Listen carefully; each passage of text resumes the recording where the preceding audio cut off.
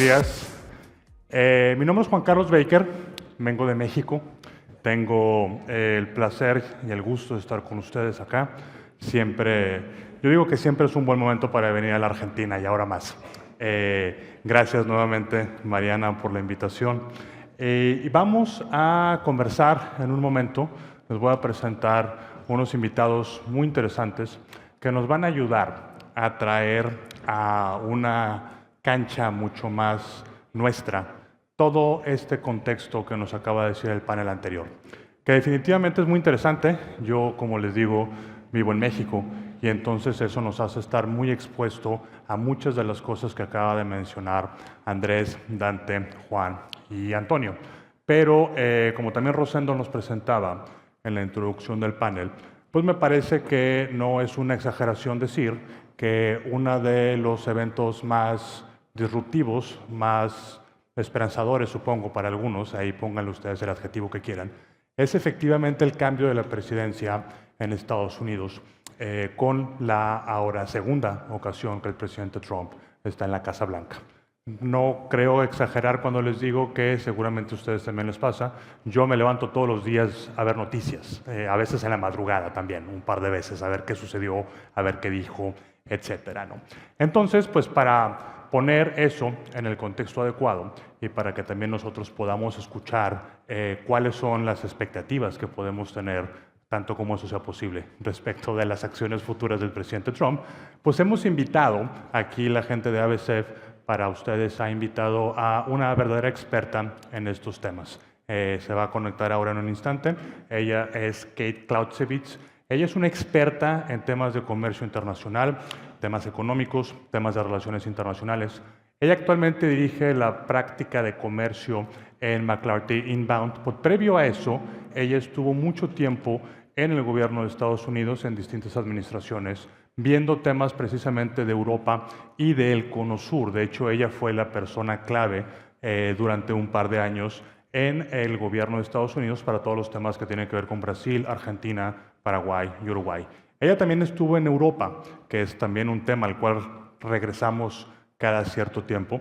Estuvo en la misión de Estados Unidos en Bruselas y además de esa experiencia en la práctica, también tuvo la oportunidad de estar en la Casa Blanca como parte del equipo del Consejo Económico Nacional que asesora al presidente de Estados Unidos en todos esos temas. Kate, how are you? Good morning. Good morning. Thank you so much for having me. I'm so pleased to be here. No, I wish I could be here in person. it's our pleasure to have you here. We have a fantastic crowd gathered for you to look into your insights. I already made introductions about you and your career, your achievements. Some of them, not all of them, you have several. But let me ask you, first and foremost, in a few sentences, how could you describe for us what are President Trump's policies on economics and trade? I guess that we see all of that in the papers and we listen to interpretations, but better ask someone who has actually been at the driving seat of the policymaking in the US. Well, this is the question I get asked most often, and I will do my best to put it into a few sentences. But first and foremost, the economic policy of President Trump is very much focused on rebuilding U.S. manufacturing.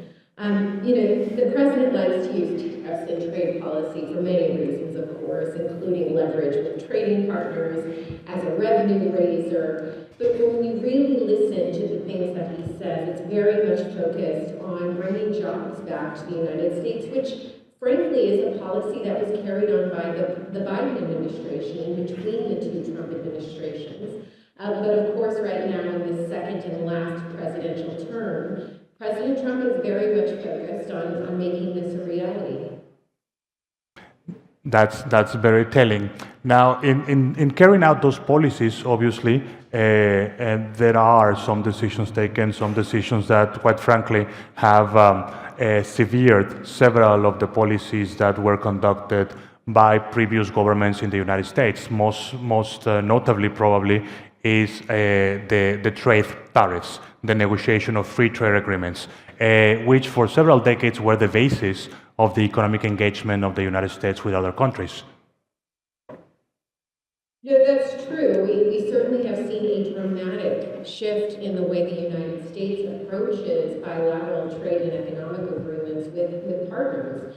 But I like to think of it as a former trade negotiator myself. We have always in the United States negotiated with the power of our market. As you know, the consumer market in the United States is a great prize for many nations, for many companies, and the United States has been able, in return for lowering barriers to the United States market, been able to get trading partners to change certain policies. So in the past, our approach, of course, was to lower tariffs in exchange for, let's say, addressing regulatory barriers or intellectual property issues.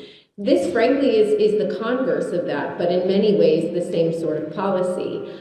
In order to access the U.S. market now, of course, we've raised tariffs to make it more attractive for those that are able to reach agreements. And you see the Trump administration very aggressively around the world negotiating a range of economic framework agreements. These are certainly different than the comprehensive free trade agreements of the past, but nonetheless have enabled a number of trading partners to secure lower tariff rates and access to the U.S. market, securing preferential access for their companies over those of other countries.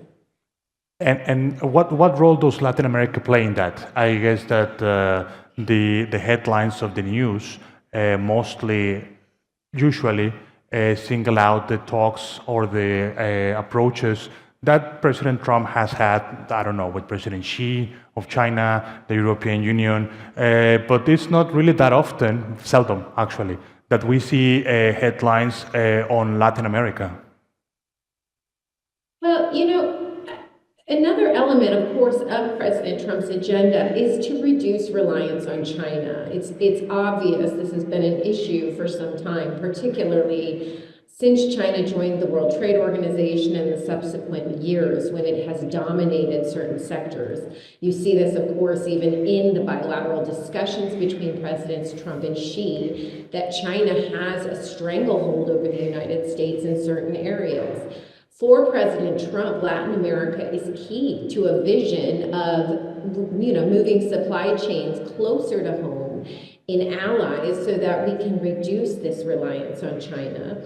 I think the relationship with Argentina in particular offers a great deal of promise in this avenue. President Trump sees President Milei as a top ally. He sees Argentina as a country which can provide substantial access to the sorts of critical minerals and raw materials that we have become dependent upon China for, and this is a real opportunity for him.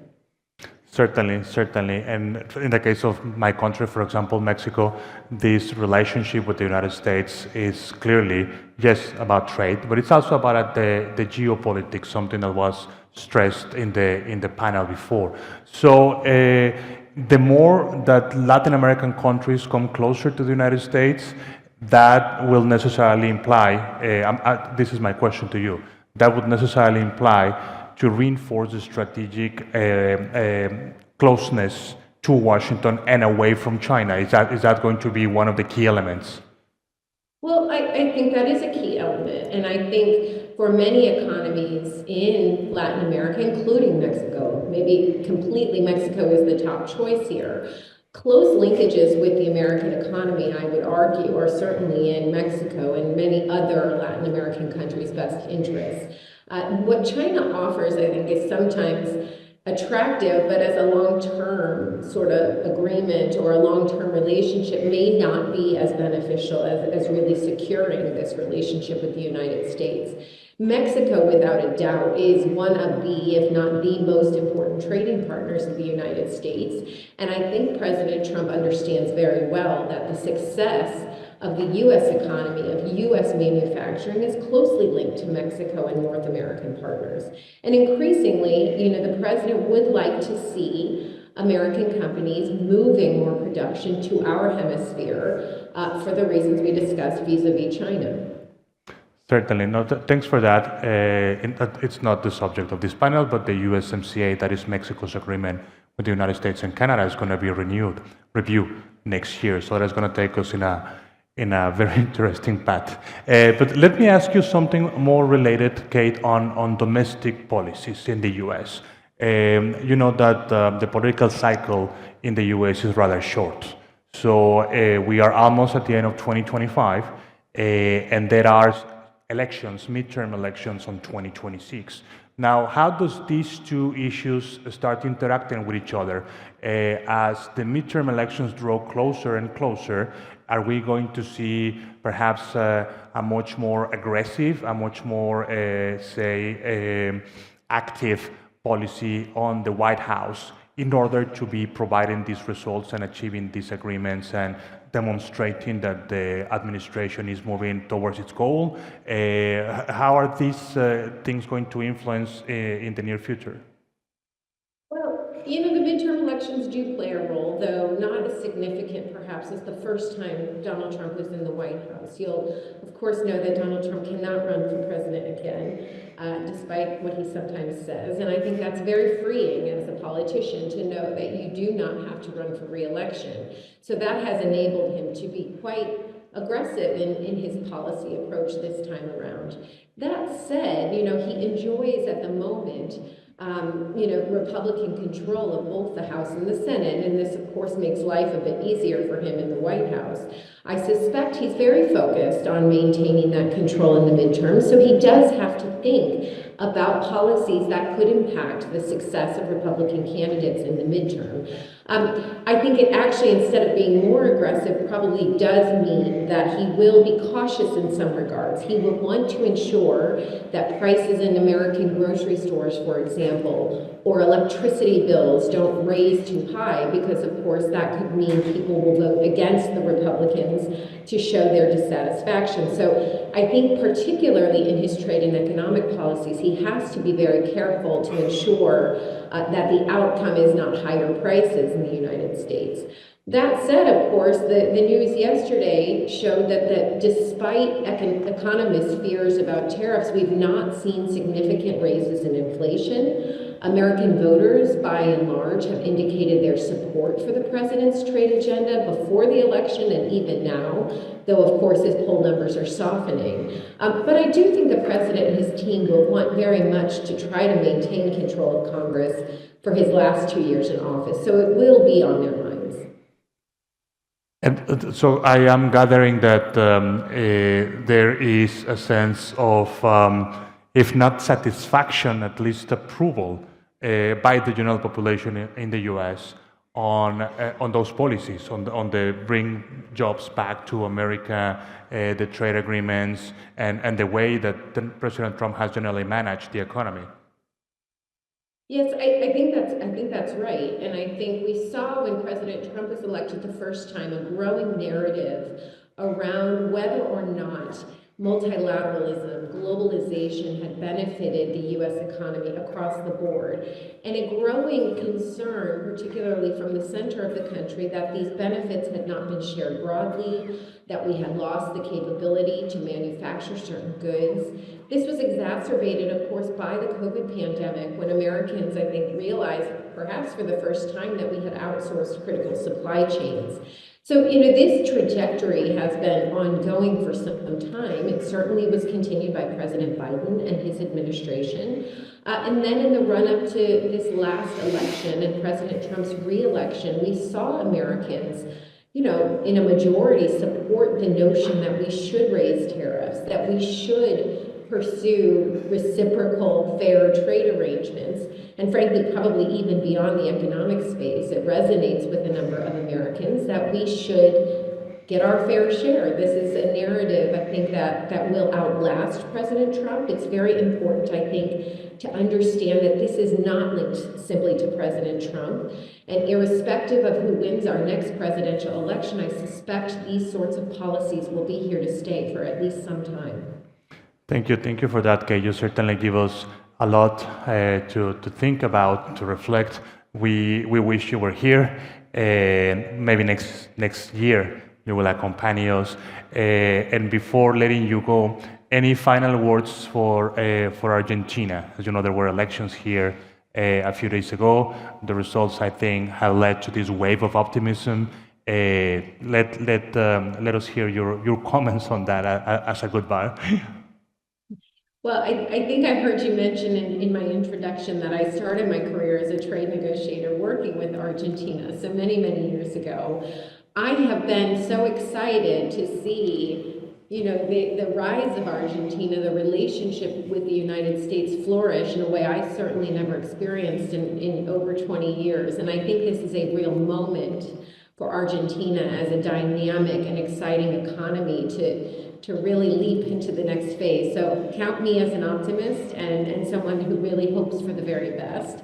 I would like to see our bilateral relationship continue to grow and develop, and I hope to be there in person next year as well.